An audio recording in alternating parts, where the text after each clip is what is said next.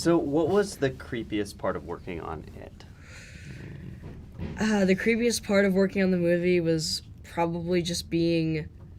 It was mostly the creepiest part was mostly doing the scenes by yourself because it's less scary when you're all with a group of your friends. But even shooting a scene by yourself is sort of uneasy and kind of scary, and you just kind of feel more alone. And I think another thing that's really scary about filming it is definitely just having Bill Skarsgård there because he's huge. He's 6'4", and he's just with all the scary makeup and costume on. It's just like very unsettling having that looming over you all the time. Yeah. Especially when you're like expecting him to scare you, but he doesn't. So it's just kind of like, whoa, hello. Oh, for me, the scariest parts were, like they said, being alone, the shooting scenes. It was scary when I shot the Bowers fights. Both of those, either seeing Pennywise just shake the little hand. It's just kind of creepy.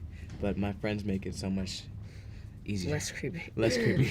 So, speaking of Pennywise, what went through your minds when you first encountered him on set? Well, what went through my mind when I first sort of saw Bill in his Pennywise costume for the first time was, what did we get ourselves into? Because, we had met Bill before briefly at the table read, but we sort of kept our distance because, the studio wanted us to, and Barbara and Andy did, so we can have a more organic reaction. For me, it's funny. I was traumatized and excited at the same time when I first saw Bill because at first it's just scary to see the demon. And then it was cool because, like, man, this is going to be good because this guy is scary without any effects. So yeah, it was pretty exciting and traumatizing. Yeah, I mean, for me, just everything about Bill is kind of like, he's so nice, but with all the makeup on, and it's just, I don't know how they transform him so well to be just that scary, but, they did it. They did it, and they did a great job. So. I remember even when he did the table read. Yeah, even in the table read, it was really cool because he was like testing out different voices and trying to get a feel of it, and so we were like, oh, it's all coming together. Good. Oh no. Yeah.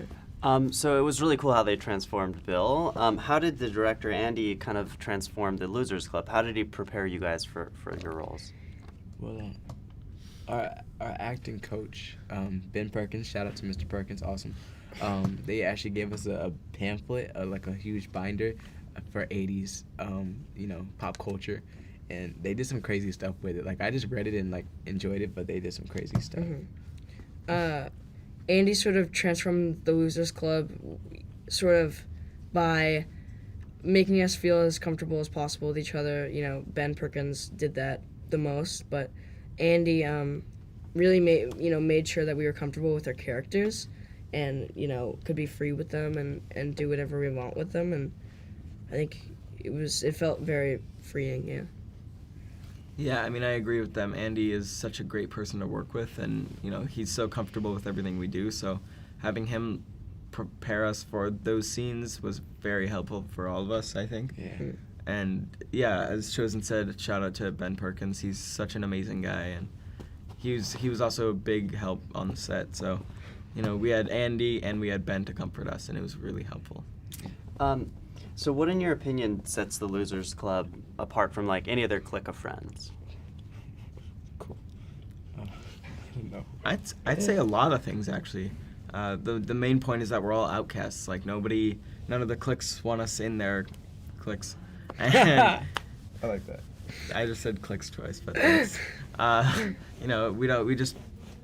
People don't want us included in their stuff, so having each other is very, very different from what other people have because we have a bond, and I know some people prefer to have tons of friends that they don't connect with very well, but I kind of relate more to the side of I'd rather have 4 best friends than 40 friends I can't trust. Yeah. So. Yeah. I agree.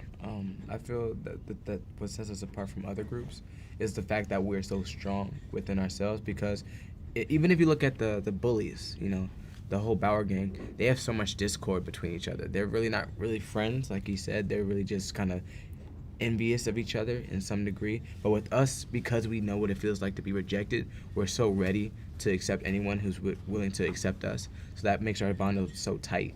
Yeah. And that's why it can't defeat us like you defeated, say, the bullies. Yeah.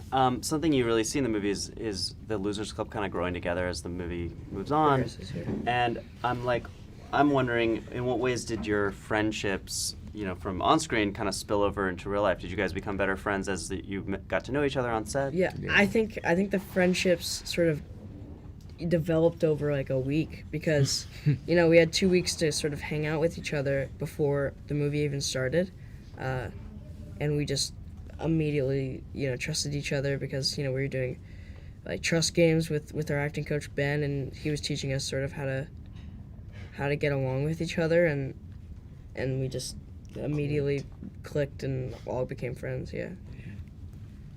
Yeah, I mean, sorry. No. Okay. Yeah, I agree. It was like the first 2 weeks we had together, it was just spent bonding with each other.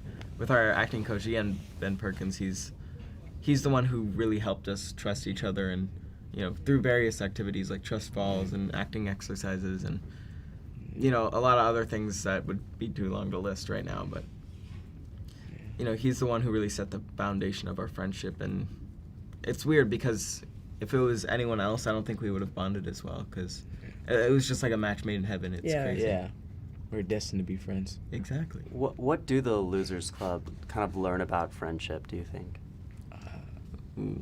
I think because the Losers Club started off with a main four, and as the movie goes on, they added new characters to the mix. But I think what they learned, because even in the group you see discord as hard times come and Pennywise starts to pick off people. So I think they learned that friendship is a tough task to really be a good friend. A lot of times I think we have the misconception that friendship is easy, but when you're really trying to be a true friend and willing to really die, they're willing to die for each other. I hope I would be able to face a monster because they had my friend, but I don't think I would be able to because I'd be too scared. Mm-hmm. But I think they learned that it takes work, and it's so rewarding to really have a group of friends that you can count on. So it's worth it. Cool. Let me ask you a couple of very short questions. So in one word, and we can just go down the line. In one word, what went through your mind when your character first encountered Pennywise?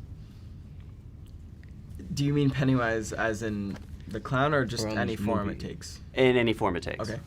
I think my character just probably thinks he's dreaming. He doesn't want it to be real, is what I'm saying. He's too scared for it to actually be a real life thing. So he tries to stuff it back in the back of his mind. He doesn't want to think about it ever again, and when everyone else brings it up, he starts to kind of freak out a little.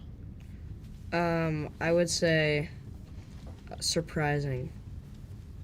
I think my character was just kind of depressed in the sense of, because it relates to his family. I think he was actually wanted to see what it was because he's so longing for the rest of his mom and dad, and yeah. Cool. Thank you guys Thank so you. much.